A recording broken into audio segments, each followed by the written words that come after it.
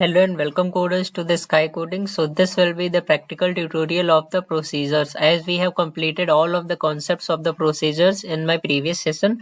So in this session we will do all of the practicals of the stored procedures using the SQL language. After that we will see on the basis of Java, Python or the JavaScript. Okay, so without wasting any time, let's get started the practical session of the procedures. Okay, so the basics agenda of the today's session will be these 6 points we will discuss. First of all, we will see and we will create a simple stored procedure of the hello world. As whenever we are new to any of the programming language, we basically create a hello world program. In the similar way, we will create a simple hello world procedure for the uh, procedures. Okay, so and the second point, we will see simple example of using an arguments passed to a stored procedure. We will simple pass the arguments to our created stored procedure. Okay, and after that we will see about the using an argument in an SQL binding. Okay, we will use basically these columns for arguments. Okay, we will discuss this thing. Okay, and after that we will see how can we return the tabular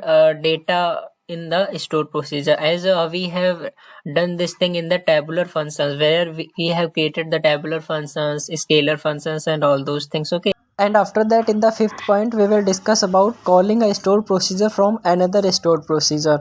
What we will do here we will just create a one stored procedure and we will call that stored procedure by creating one another stored procedure. And after that, in the last, we will see some more examples of the stored procedure and we will try to create some of the stored procedures. Okay, so first of all, let's start for creating a stored procedure for the hello world. Okay, so the basic syntax for writing is create or replace a procedure. This is basic syntax which we usually follow for writing stored procedure. And this is our basically procedure name which I am just passing output underscore message. This is our procedure name. And for the arguments what we will give, we will basically give message and the data type will be just varchar. Okay, so this is the basic syntax. After that we will just return, it will just returns a varchar and not null. Okay, it will not return a empty value. Okay, and after that language, we will first of all use the SQL. Okay, so language will be SQL, and after that s, and after that double dollar we will start for the double dollar and ending double dollar. Okay, you can use the single quotes as well. Okay, double dollar starting and double dollar ending, and after that we will write our code here. Okay, so the code will be, we will first of all begin as we are just beginning, so begin, and after that a return message. Okay, because it is just returning the message, so return message and the semicolon, and after that we will just end up this. Okay, and semicolon, and after that here as well at last we have to give the semicolon. Okay, so this is the basic stored procedure for the hello world which I have created, and create or replace procedure, output message and all those things. Okay, and it will just return you the message whenever you will call this. Okay, so we will just execute this. Okay, so you can see function output message is successfully created. Okay, it is showing you the function. Okay, there is no exactly the reason, I also don't know that why it is showing function output message successfully created. Okay, so whether you will create the stored procedure or the function, it will show you only the status that function and stored procedure successfully created. Okay, I don't know the exact reason that why it is showing that like that function. Okay, so the overall thing is that whether you create a stored procedure or a function, it will show you the status as function output message successfully created. Okay, so as it is showing function output message successfully created, so our stored procedure for the hello world program is now successfully created.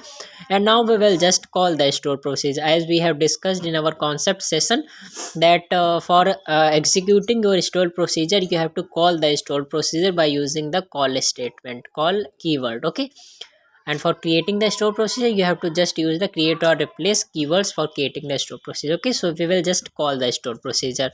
So for calling, what we will do, we will just simply write here call store procedure. Okay, so let's write the comment first. Okay, so for writing the comment, let's write here calling, and after that we will just write the call keyword call, and our function, our procedure name, function name is output underscore message. Okay, so call output message, and after that here I have to write the message. Okay, so we will just write here hello world because I want to display this message. Okay, and I have written this in double quotes, you can write in single quotes. Maybe double quotes will show the error. Okay, we will see. Okay, it is showing the error, invalid identifier hello world. Okay, so what we have to do, we have to just use the single quotes here. Okay, as it is showing the error in the double quotes. Okay, so now execute this again, and now it will show you the here output message. Okay, so you can see it has shown you the hello world. Okay, so it is now successfully executing. Okay, so this is the simple store procedure for just showing the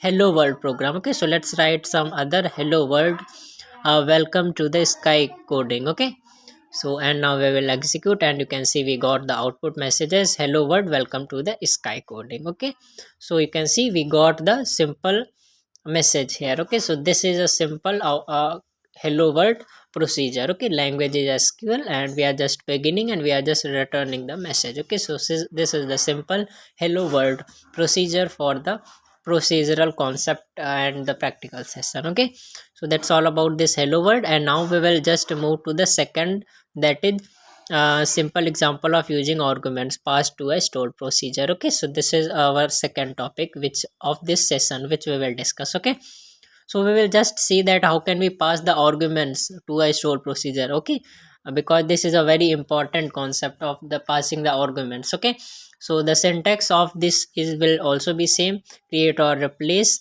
And let's correct the spelling, create or replace. Okay, let's correct the spelling again, create or replace procedure, and let's give the procedure name and the create or replace procedure, and we will just pass the arguments here. Okay, so basic the that what are the arguments which we can pass to our store procedure, and how can we pass the arguments, we will see all those things. Okay, so here the one scenario which we are going to follow here is we will basically take two numbers. Okay, number 1 and number 2, and after that we will just compare those numbers, and after that we will return the greater number from that numbers. Okay, so overall the thing is we will just pass the two arguments, num1 and num2, and after that we will basically compare those numbers. Okay, so let's write this thing, then you will better understand. Okay, so procedure for returning a greater value. Okay, procedure for returning a greater value. Okay, between two values. Okay, so we will be having two values, right?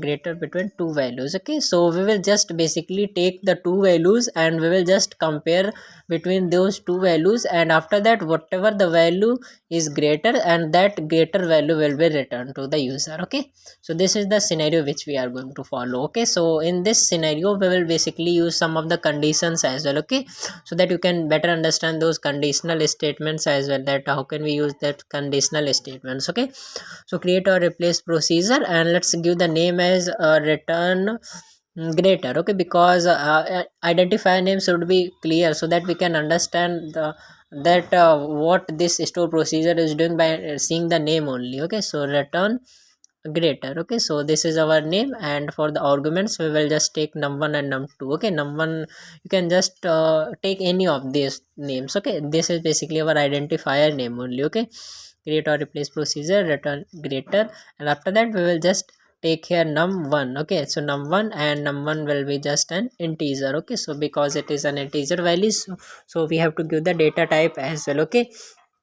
so num1 and num1 will be just an integer, and after that we will take num2, and num2 will also be integer. Okay, num1 integer and num2 will also be an integer. Okay, so let's write here num underscore 1, then it will be good. Okay, interface means looking will also be good. Okay, so num2 and num2 will also be an integer. Okay, so we are just taking two variables, you can say num1 and num2. Okay, so it will just return you the integer only. Okay, and not null. Okay, there will be no not empty. That means our integer will not be empty. Okay, language will be SQL as double dollar starting, double dollar ending. Okay, so double dollar, and after that we will write the code here. Okay, whatever code. Okay, so we will just begin our transaction, or you can say we are just beginning our code from here, and now we will just write. Okay, here we will just use the conditional statements as well. We will just write if else as well. Okay,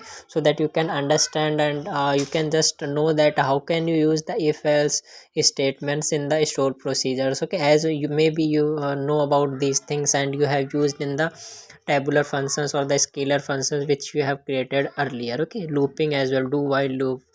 Okay, so we will just use the conditional statements here, if else. Okay, so num1 and num2. Okay, so we will just follow the scenario that num1 will be greater or like that way. Okay, so if num1 is greater than num2, we will follow. Okay, so if num1 value will be greater than num2, then it will just return the num1. Okay, because num1 is greater than num2 and our requirement is for returning the greater value. Okay, so if num1 value is greater than num2, then it will just return you the num1. Okay, so we will write that thing there. Okay, so if num1 is greater than num2, then it will return you the num1. Okay, and else if num2 is greater than num1, then it will be return the num2 value. Okay, so then it was obvious that num2 is greater. If num1 is greater, then num2 will be smaller, and if num2 is greater, then num1 is smaller. Okay, so then return num1. Okay, because I want to return the greater value. Okay, so it will just return num1. Okay, so let's write that thing, return num1. Okay, and after that we will just write the else statement here, else return num2. Okay, so if num1 is greater than num2, then it is returning num1. Then it is obvious that if num1 is greater, then num2 will also be smaller. Okay, and if num2 is greater, then num1 is smaller. Okay, so return num2. Okay, so let's write this thing, and now let's end up this. Okay, and if after that it will be ended. Okay, and now we have just started begin, so we will just end up this here as well. Okay, and semicolon, and after that double dollar we have to give the semicolon. Okay, so this is all about this store procedure for returning the greater value. Okay, so all of the store procedure code is now ready, and now we will just execute this thing. Okay, so you can see language is SQL, and this is our store procedure name, and we are just taking these num1 and num2, where these are basically the arguments which we are taking, and we will just pass these arguments while calling. Okay, and we are just returning integer not null and language SQL as, and we are just writing this conditional statements here. Okay, so if num1 value is greater than num2, then it will just return the num1, else it will just return you the num2, and if nothing happens, then it will just end up this stored procedure. Okay, so this is basically the conditional statements which we are following here. Okay, this is a very simple program. You have suppose that if you have worked on the Python or Java, then you must be knowing about this if else statement, that how to use the if else conditional statements, elif, and for the looping as well, for while loop, for loop, and all those loops, you must be have used those loops well. Okay, so here also in this store procedure you can use the looping as well. Okay, so let's now execute this, and now let's create this store procedure, and now let's, okay, so let's execute this, and you can see function return greater is now successfully created. Our store procedure is now ready,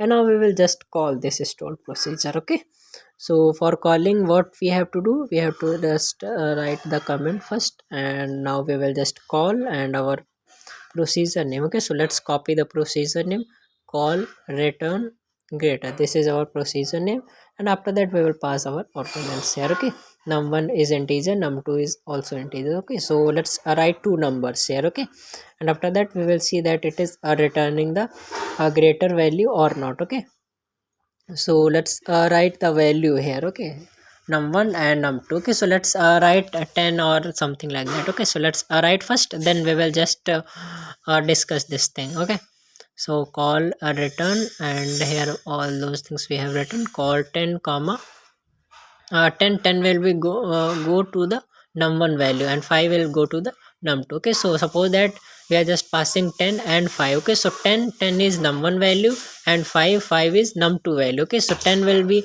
go to the num1. So suppose that here is 10 in place of num1 and 5 in place of num2. Okay, so 10 is obvious, 10 is greater than 5. Okay, so it will be returned as 10, means if we, here we have written the condition return num1, means num1 value is 10, so 10 will be just returned here. Okay, so we will just call this, and we will see that thing. Okay, that what value we are getting, we should get 10. Okay, because 10 is greater value. Okay, So you can say return greater is 10. We got 10. Okay, so our store procedure is working fine here. Okay, we don't have any of the error in this situation. Okay, so let's write some other value here and let's execute, and now let's see. Okay, so 10 and 20. Okay, so let's try this thing, that what it is returning now. Okay, so we are just giving 10 comma 20. Okay, so 20. Okay, so it will just return you the 20. Okay, so because 10 is not greater than 20. Okay, so return greater is 20, as first conditional is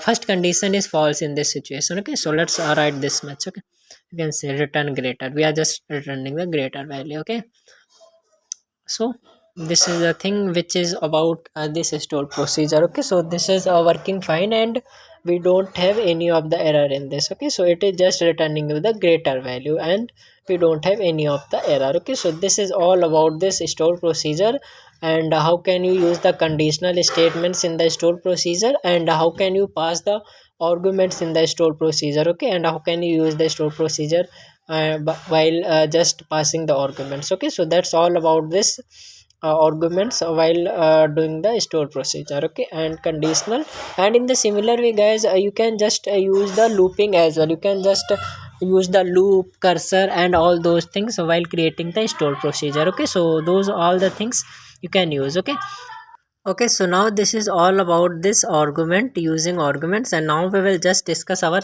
third topic, that is using an argument in a SQL binding. Okay, we will see that how can we use these arguments for the SQL binding. Okay, we have seen the second point now, that how can we pass the arguments. Okay, and now we will see that how can we use the binding. Okay, as here we have written double column. Okay, so for this what we will do, we will just create one table. Okay, for the invoice. Okay, as our metadata is already ready, so we will just execute this and we will just create these tables and insert the data. Create or replace table, and our table name is invoices, and our columns which I am having is id, and id will be just an integer and price will be a number. Okay, so this is a simple metadata which is ready. Okay, so let's create, and you can see table invoices is now successfully created, and these are the values which I am going to insert. Okay, so we will just select all this and we will just run this. Okay, so these all the 5 values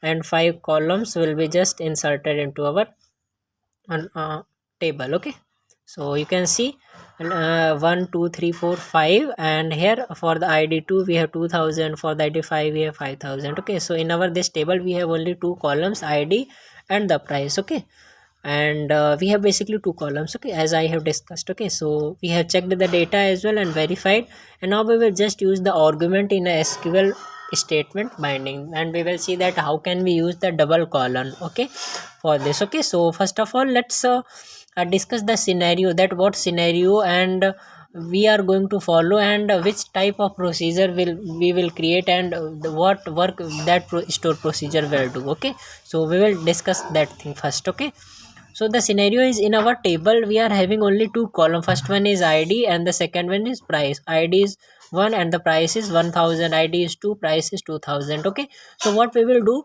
we will just create a one store procedure for the id. Okay, so and that suppose that I am just passing the id as 2, so the price of that thing will be returned. Okay, so as in our case we have basically 2 columns, id and the price. Okay, so if we will give the id as 2, so it will return all of the things, all of the information about the id2, means 2000. It will return the 2000 price, and it will return you the employee in simple id as 2. Okay, and if we will give the 5, so it will return you the price as 5000. Okay, for the id5. Okay, so now let's write this thing, then we will better understand this thing. Okay, so store procedure for getting the things by id. Okay, so store procedure for returning the data by id. Okay, by passing in the id. Okay, so we will just pass the id and we will just get all of the information related to that id. Okay, So suppose that, let's take an example for the employee table. Okay, suppose that you are having any of the employee table and we are just passing any of the employee id. Suppose that you are passing the 100 employee id, and for that employee you are having employee name, employee address, employee salary, employee role, and all of the data you are having. Okay, so if you will pass the employee id, then you will get all of the details of that employee id. Means you will get employee name, employee address, employee location, and employee, all of the information, employee salary, all of the information you will get related to that employee id. So it's a very good thing that you are just getting all of the information related to that employee by just simply passing the employee id. Okay, so suppose that if there is any analyst team, so he can just use this store procedure for just passing the employee id, and he will just get all of the records, all of the data related to that employee. Okay, so in that scenario it is a very important concept. Okay, it means you are just getting all of the details by simply passing the employee id. Okay, and in the similar way, here we are just having two columns, id and the price. Okay, so here we will just simply pass the id and we will get all of the information related to that id. Okay, as this is our invoice, means suppose that any of the customer has ordered. Okay, so we will simply pass the invoice id, suppose that invoice id 2, so we will get all of the things of that employee id, all of the data related to that employee id. As in our table we are having only price, so we will basically get our price only. Okay, so let's write the store procedure for this thing, and after that we will discuss all those things. Okay, so syntax is same, create or replace procedure, and let's give the some different name which will be understood. Okay, so find invoice by id. Okay, so find invoice, let's correct the spelling for the invoice first, and find invoice by id we will give. Okay, so that we can just understand that what work this procedure is doing by just seeing the name. Okay, so find invoice by id. Okay, and after that we will pass the arguments, and for the arguments we will just simply write here id. Okay, so because we are just passing the id. Okay, and that id will be just a number. Okay, or let's give the varchar, because as in some of the invoices, as in our case we have only number, but in some of the cases we have some of the alphabets as well in the id. Okay, so alphabets plus numbers, like that way. Okay, so that's why we are just passing and giving the data type for the id is varchar. Okay, and after that we will just return. Okay, so it will just return you the table. Okay, so that's why we are just typing here returns, and let's write in a small only, this is no need. Okay, this is not case sensitive. Okay, so returns table, and id will be just an integer, and after that price will be just a number. Okay, so it will just return you the tabular data. Okay, we will see that thing, that how can we return the tabular data in the later on. Okay, in the fifth topic. Okay, language will be just an SQL only, and after that as double dollar starting, double dollar ending, and we will just write all of our code here in this. Okay, so we will just declare as first thing. Okay, as here we are just using the conditional statements, so we are just beginning and ending. Here we will just use the declare. Okay, as suppose that you are just working on any of the programming language. Okay, okay, we will discuss that thing later on. Okay, so res and result set, and after that as we basically write the SQL query. Okay, select asterisk from invoices. Okay, okay, so select asterisk from invoices. Okay, as invoices is my table name, right?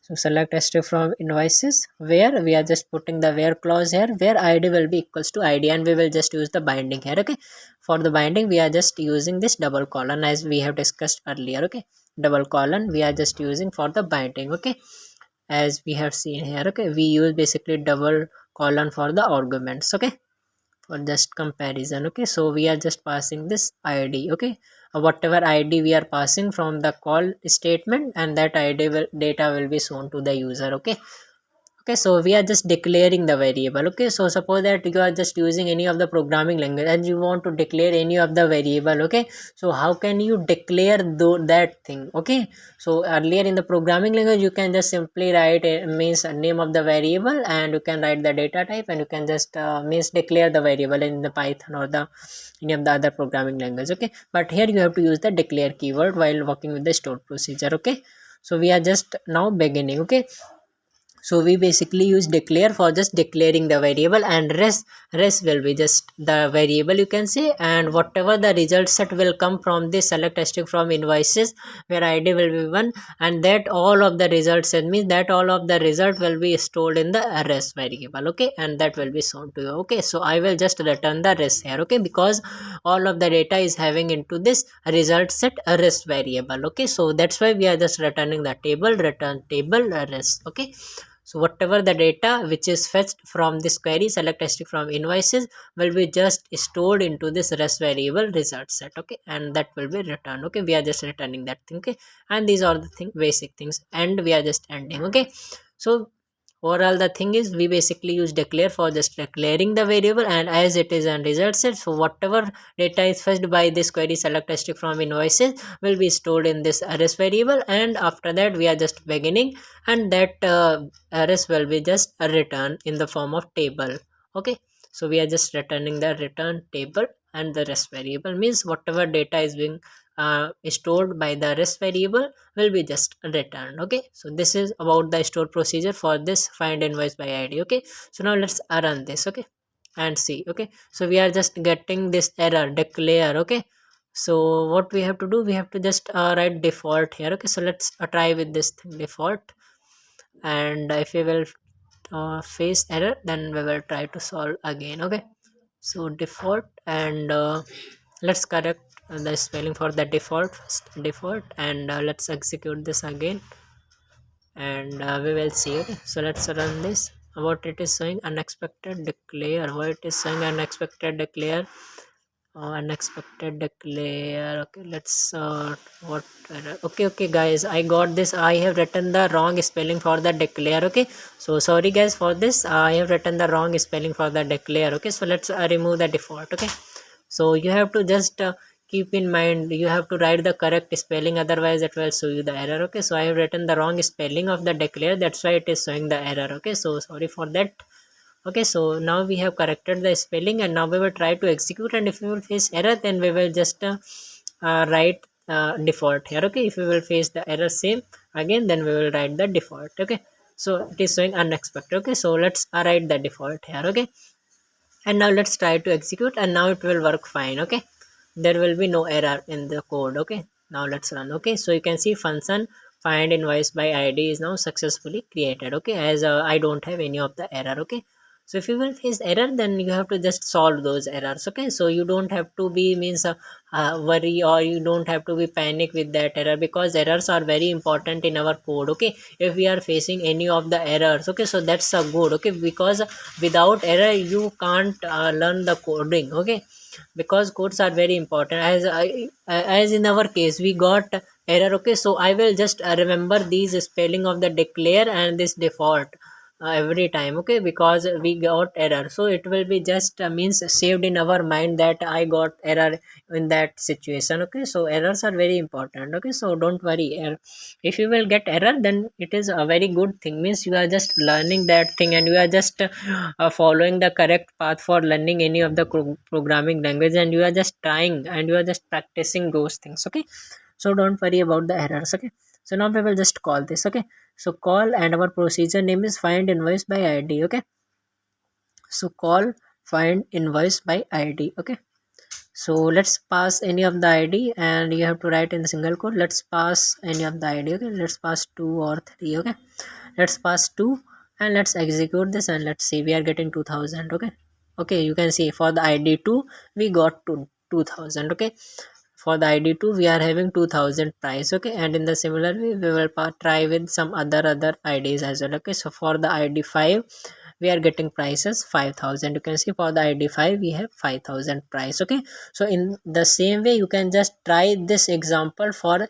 employee as well. You can just create a one employee table, and you can just means put lots of columns to that table, and you can just call the employee name by using the employee id. You can just get all of the data of the employee. Okay, you can just, this is your homework, you have to just create the employee table, and you have to just follow same scenario, and you have to just simply pass the invoice means employee id, and you will get all of the data. Okay, you have to create a one store procedure for the employee table. Okay, So you have to do that thing. This is your homework, so that you can just better understand this thing. Okay, because practice is very important. Without practice you can't understand by just seeing these things. Okay, so this is all about this thing, and now we will see about the tabular data. Okay, so we have done this thing by SQL binding, how to use this column. And now for the fourth one we have returning tabular data. Okay, so we have done this thing. Okay, you can see this is ID and this is price. This is a tabular data. Okay, so for the tabular form we will not take another example. We will just simply take this invoice example only. For the tabular data, it means how to return the tabular form of the data. Okay, so we will just simply copy this thing. Let's copy this thing and let's paste there. Okay, so you can see returns table is here, right? So means it is returning the table. Okay, so let's copy and let's paste here on this fourth topic, that is returning tabular data. Okay, so here we are just giving that thing, right? Returns table. So it's obvious that we are just returning the table, so it will just return you the tabular data. Okay, so let's change the name here. Okay, so find invoice by ID 1 2 like that. Okay, so let's give 2 and let's execute this. Okay, so you can see find invoice by ID 2 is created, and here also let's pass 2, and now let's create this. Okay, you can see we are getting the tabular data. Okay, you can see row 1 ID 5 and price 5000, and you can see one row. Okay, so this is basically our tabular data. Okay, if for getting the tabular data you have to just return the table. Okay, you can say returns table, and you have to give the column names and the data type of that column. Okay, so ID integer, price number. Okay, so like that way you can just get the tabular results. Okay, as you can see here in the message here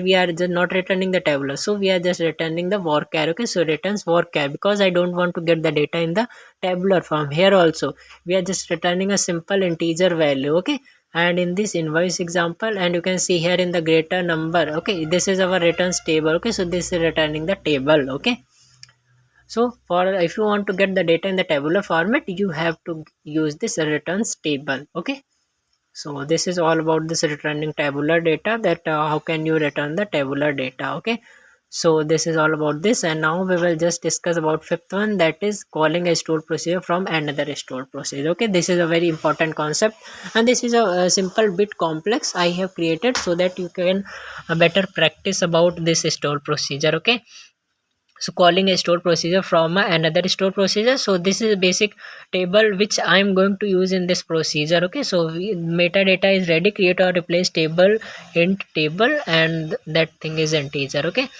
so this is for calling of the invoice ID, and here we will just create a store procedure and we will just call the store procedure from another store procedure. Okay, so this is a table which I'm going to create here. Okay, so earlier what we are doing, we are just simply using the call statement for calling the store procedure, but here we will just create a one store procedure and we will create another store procedure, and we will call the first one store procedure from the second store procedure. Okay, so this is a scenario which we are going to follow. Okay, so this is a table in a table, and it is having only one column, that is value integer. Okay, so table is now successfully created, and here basically we will just insert the data into this table by using these stored procedures. Okay, so you can see I have written these commands. Okay, create a stored procedure to be called from another stored procedure. Okay, so let's write this thing first and then we will be back. Okay, so first write the code first. Okay.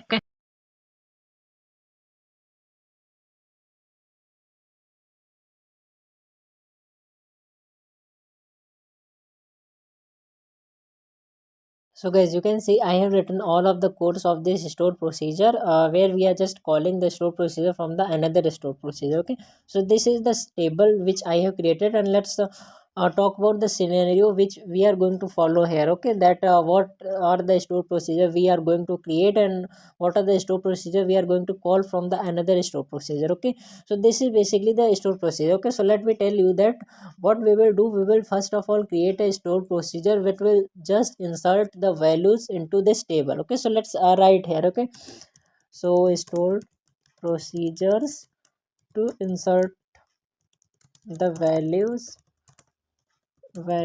to the table. Okay, So we will just simply create the store procedure which will just insert the values to the table. Okay, as earlier what we are doing, without using the store procedure, we are just writing the statements for insert into table and the values. Okay, and we are just inserting the values to the table simply. But here what we will do, we will just simply create a one store procedure, and after that we will just simply call that store procedure, and that store procedure we will just insert the values to the table. Okay, so this is the thing which we are going to follow. We will just insert the values using the store procedure. Okay, so this is basic our simple store procedure.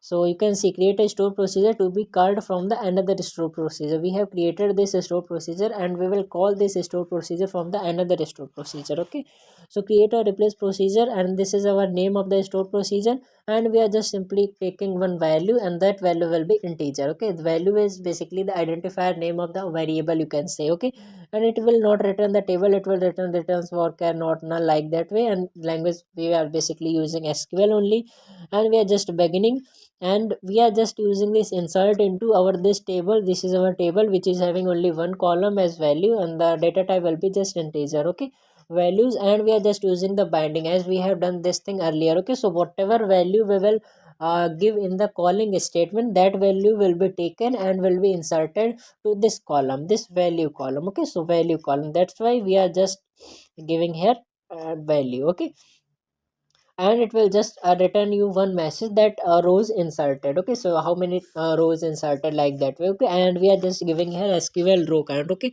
so SQL row count, basically it is a, you can say it is a cursor attribute. Okay, which will just returns the number of rows affected by the most whatever the thing is done in the recent, suppose that insert, update or delete statement executed in your session. Okay, so we are just returning here rows inserted. That's why we are using this SQL row count. Means whatever the means updation, deletion, or the deletion, updation, or the insertion is done in your session, that will be just means a return. Okay, that will just capture SQL row count. Okay, so that's why I am writing SQL row count here, and we are just ending up this session. Okay, so what we will do, this is our store procedure which is ready for inserting the values to the table, insert in a table. Okay, so let's create the store procedure first, and now we will see.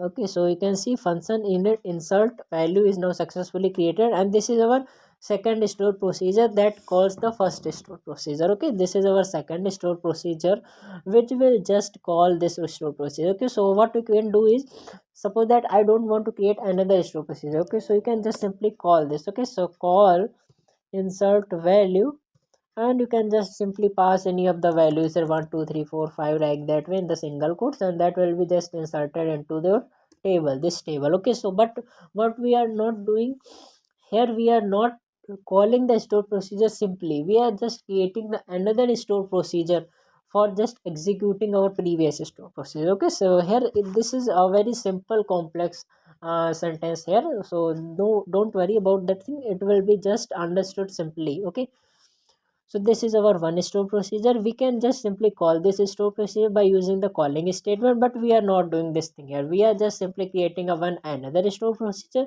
which will just call this store procedure. Okay, we will just simply write this calling of the store procedure into our this store procedure, and after that we will just simply call this our second store procedure which will basically return the values and insert the values to our table. Okay, so the store procedure which I have created is create or replace store procedure, insert two values, and here we are just passing this value 1, value 2, and both the data type will be integer, and returns for language SQL as begin, and we are just calling this thing, call insert value, this one call insert value.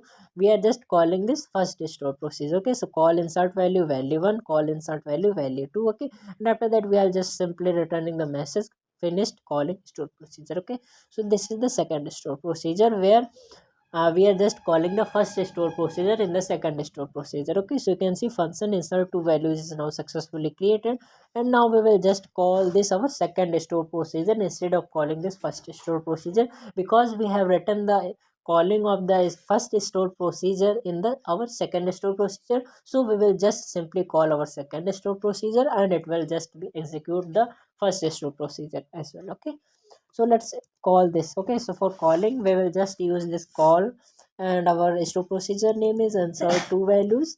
So call insert two values, and after that we will basically pass the values here. Okay, so and that values will be inserted into our table. Okay, so let's suppose that let's write 4 comma 5. Okay, so this 4 comma 5 will be just inserted into our table. Okay, so let's try to let's first of all check the data in our table, then we will see. Okay, select asterisk from edit table. Okay, so now let's execute this and let's see. Okay, you can see 0 rows in our table, we have 0 rows. Okay, and whenever I will call this store procedure, then that will be just inserted into our table. Okay, so let's call this. Okay, so it will show you the message. Okay, so you can see finished calling store procedure, we have written the message. Okay, so now our this data means our this value 4 value 5 will be inserted into our table. Okay, so let's check the data in the table. You can see we got two rows, value 1 is 4 and the value 2 is 5. Okay, and let's try with some other values. Okay, so let's insert this 40 and 50 and let's see. So we got finished calling store procedure, and let's call. We got four rows. You can see we got four rows, 4 5 will earlier one, and this 40 and 50 for this one. Okay, and let's try with another one, 400 500. Okay, so now this time we will get 6 rows. You can see we got 6 rows. Okay, you can see 400 500. Okay, and let's write for 900 and 800. Okay, and let's execute this and let's check the data in the table. Okay, so you can see we got 8 rows. Okay, so first one is 4 5 40 50 400 500 900 800. Okay, so our this store procedure is working fine for inserting the values to the table. Okay, from the another store procedure. Okay, so let's summarize what we have done. We have just simply created this store procedure for inserting the value to the table, and instead of calling the store procedure simply, we are just creating another store procedure, and we are just giving the calling of the first store procedure into the second store procedure, and after that we are just calling the second store procedure, and it will just insert the values to the table. Okay, so that's we have done. Okay, we have just simply seen this thing that how can we call the store procedure from the another store procedure, means you can say nesting store procedures we have done. Okay, so now what we will do, we will just do some more examples for the store procedures, and after that we will end up this session. Okay, so we have just done these things. Let's summarize. First of all, we have created hello world procedure, and after that we have simply taken the argument for the store procedure. After that we have seen the binding. After that we have seen how can we return the tabular results, and after that we have called the store procedure from the another procedure. Okay, so this is for hello world, and this is for greater number, that it will just return you the greater value by comparing between the two values num1 and num2. This is we have done, and after that we have seen that this thing by binding, that how can we get the data on the basis of the id.